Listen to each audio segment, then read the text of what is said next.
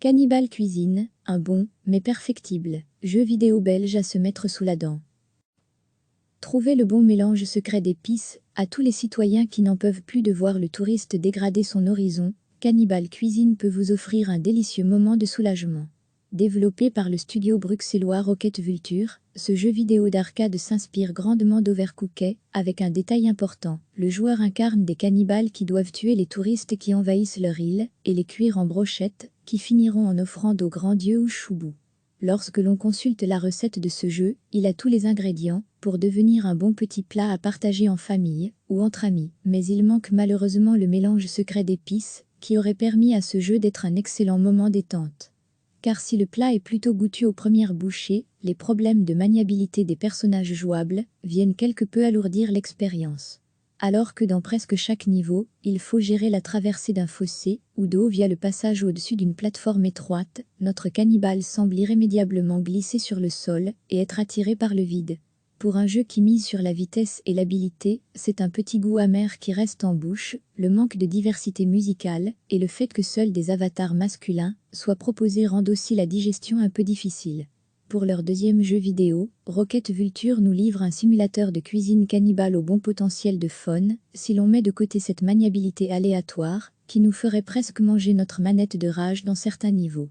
On espère donc vraiment que le studio pourra appliquer des patchs correctifs qui régleront le souci et faire de Cannibal Cuisine un délicieux plat jusqu'à la dernière bouchée, et de déguster les prochains jeux vidéo que ce studio belge nous concoctera.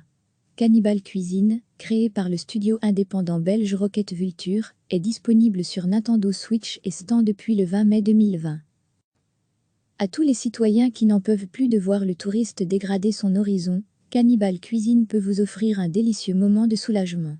Développé par le studio bruxellois Rocket Vulture, ce jeu vidéo d'arcade s'inspire grandement d'Overcooked, avec un détail important. Le joueur incarne des cannibales qui doivent tuer les touristes qui envahissent leur île, et les cuire en brochettes, qui finiront en offrande au grand dieu ou Choubou. Lorsque l'on consulte la recette de ce jeu, il a tous les ingrédients pour devenir un bon petit plat à partager en famille ou entre amis. Trouvez le bon mélange secret d'épices, mais il manque malheureusement le mélange secret d'épices qui aurait permis à ce jeu d'être un excellent moment détente. Car si le plat est plutôt goûtu aux premières bouchées, les problèmes de maniabilité des personnages jouables viennent quelque peu alourdir l'expérience.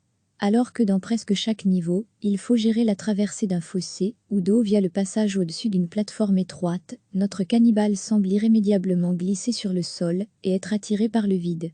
Pour un jeu qui mise sur la vitesse et l'habileté, c'est un petit goût amer qui reste en bouche, le manque de diversité musicale et le fait que seuls des avatars masculins soient proposés rendent aussi la digestion un peu difficile.